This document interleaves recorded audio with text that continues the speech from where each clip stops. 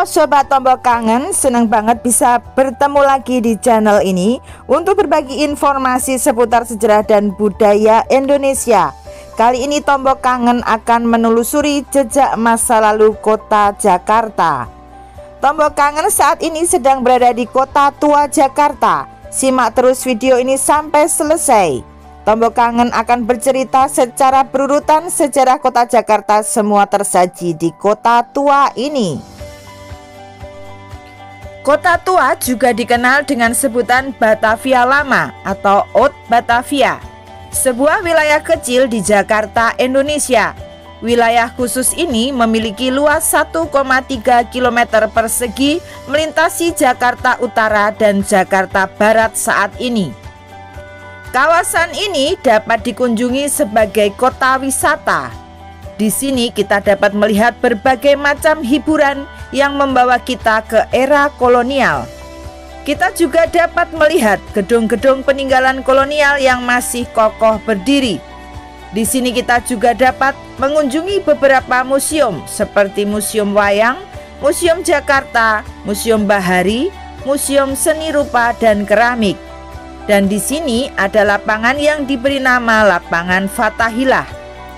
Di tengah-tengah lapangan ini terdapat tempat kubah air mancur yang dulu fungsinya untuk memenuhi kebutuhan air di sekitar kota tua yang dibangun tahun 1743 oleh orang-orang kolonial, atau bisa dikatakan sebagai pam air bersih pertama di kota Jakarta saat itu.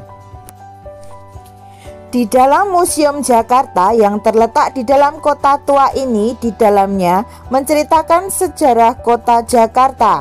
Mari kita melihat dalam Museum Jakarta. Kita masuk ruang prasejarah. Di dalam ruang ini disajikan keberadaan masa prasejarah di Jakarta 3000 sebelum Masehi.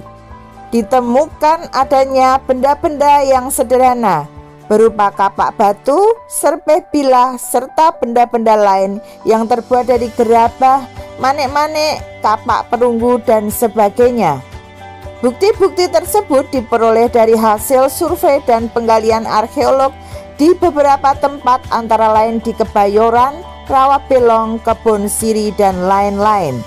Benda-benda ini disimpan dalam museum ini.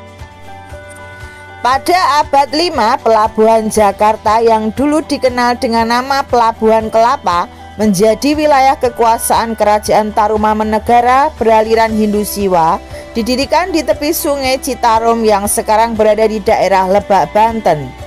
Peninggalan Tarumanegara yang dipamerkan di Museum Jakarta ini berupa prasasti kebun kopi, prasasti Muncul, prasasti Tugu. Prasasti Tugu menjelaskan pembuatan dua sungai selama 21 hari oleh para Brahmana. Sungai itu sekarang ada di Jakarta Utara dan di Bekasi. Digunakan untuk irigasi masyarakat karena zaman itu Jakarta sudah sering terjadi banjir. Setelah dikuasai oleh Kerajaan Tarumanegara pada tahun 923, Jakarta dikuasai oleh Kerajaan Pajajaran yang berpusat di Bogor sekarang. Kerajaan Pajajaran sama dengan Kerajaan Sunda. Pelabuhan Jakarta yang dulu dikenal dengan nama Kelapa sekarang berganti nama menjadi Sunda Kelapa. Pelabuhan Sunda Kelapa merupakan pelabuhan perdagangan dunia. Pada tahun 1522, Kerajaan Sunda bekerja sama dengan Portugis dan menghasilkan prasasti Padrao. Isinya kerjasama di bidang ekonomi, militer, dan Portugis boleh mendirikan benteng di wilayah itu. Kemudian hal itu tidak disenangi oleh kerajaan Islam pertama di Jawa, yaitu Kerajaan Demak. Diutuslah Fathahillah untuk menyerang Sunda Kelapa, dan akhirnya pasukan Fathahillah berhasil merebut Sunda Kelapa pada tanggal 22 Juni 1527. Sekarang hari itu dijadikan menjadi hari jadi kota Jakarta. Dari Sunda Kelapa diganti nama menjadi Jayakarta yang artinya kemenangan yang mutlak. Fathahillah menyerang Sunda Kelapa selain menggunakan senjata tajam, juga menggunakan sebuah meriam Cirebon yang dibuat oleh Raja Mongolia sebagai hibah.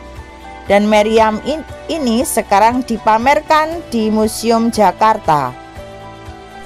Jayakarta yang sudah ditaklukkan oleh Fathahilah, kemudian daerah itu menjadi wilayah dari kabupaten di bawah Kerajaan Banten. Adipati pertama adalah Fathahilah, kemudian adipati kedua adalah Tubagus Angke, kemudian adipati ketiga adalah Pangeran Wijayakarta atau Pangeran Jayakarta. Pada 30 Mei 1619, Jayakarta ditaklukkan oleh Belanda. Pengaturan diserahkan pada VOC, Kongsi Dagang Belanda.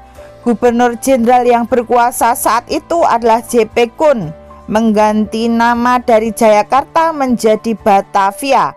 Nama Batavia diambil dari nama leluhur orang Belanda yaitu Batavier. J.P. Koen inilah yang pertama kali membangun kawasan pusat kota Batavia yang sekarang menjadi Kota Tua.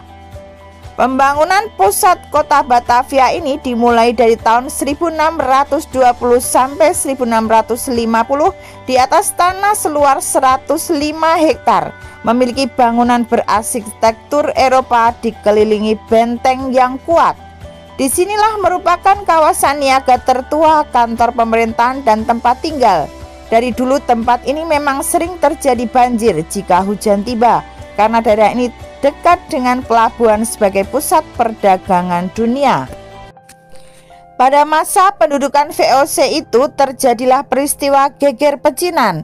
Untuk mengurangi populasi golongan Cina di Batavia, orang Belanda membuat taktik untuk mempekerjakan orang Cina di negara jajahan Belanda seperti di Sri Lanka.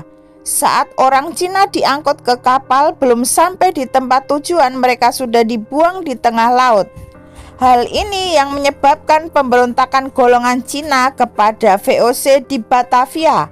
Peristiwa tersebut terjadi pada tahun 1740. Atas aksi golongan Cina ini, orang-orang Belanda sangat marah besar dan membakar semua rumah dan toko-toko orang Cina di Batavia, serta membantai memenggal kepala dengan pedang. Untuk menghemat peluru, di kawasan Batavia, di depan toko merah, kemudian mayat 500 orang bersimbah darah itu dibuang di sungai depan toko merah. Kemudian mayat-mayat itu terseret aliran sungai berakhir pada wilayah Muara Angke. Nama ini lahir karena banyaknya bangkai. Pada masa pendudukan VOC di kawasan itu juga dibangun kantor pengadilan. Sekarang digunakan untuk museum seni rupa dan keramik. Kantor itu fungsinya untuk mengadili orang-orang yang bersalah. Karena ada pengadilan berarti ada hukuman. Hukuman itu salah satunya adalah hukum pancung atau hukum penggal kepala dengan menggunakan pedang. Hukuman itu disaksikan oleh masyarakat di lapangan depan museum ini. Pedang yang digunakan adalah pedang keadilan.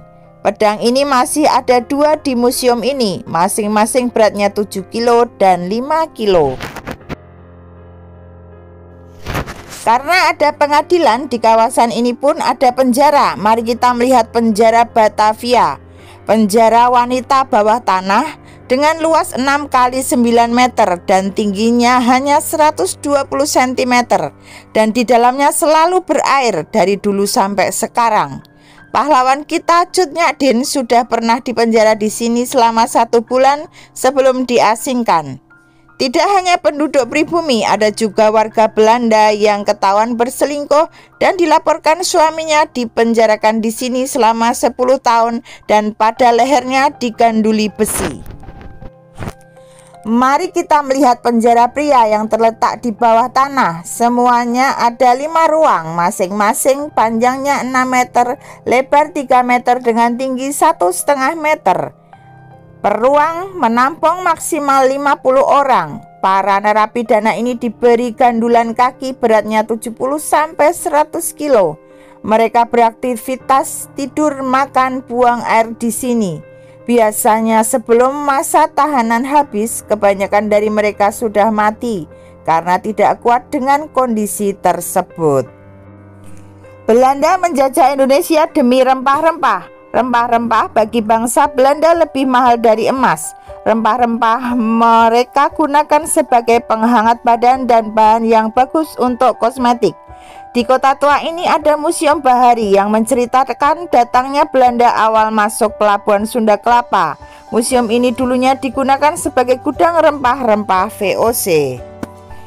Tahun 1799 karena kebangkrutan VOC dibubarkan dan pada saat itu Belanda dikuasai oleh Perancis, maka Gubernur Jenderal Hindia Belanda di Indonesia diganti dengan Daendels.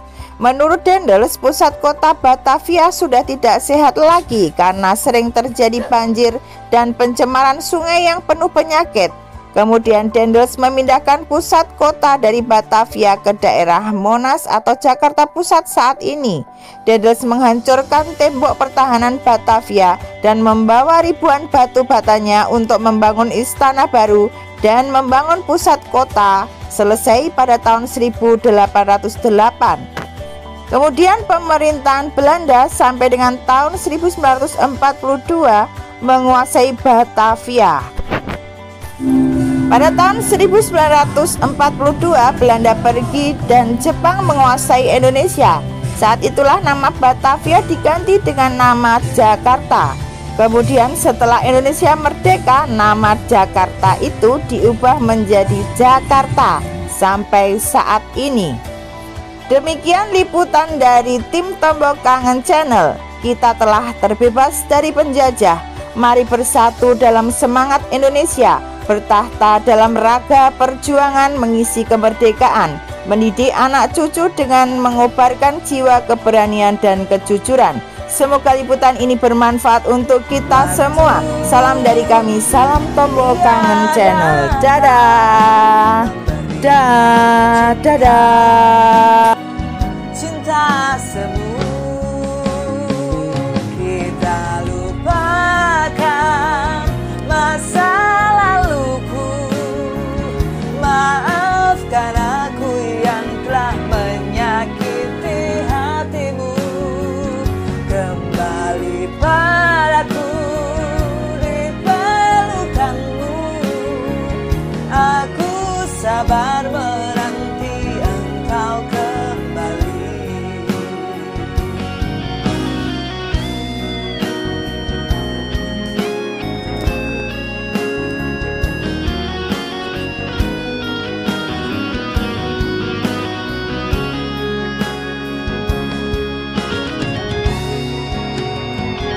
Kita lupakan masa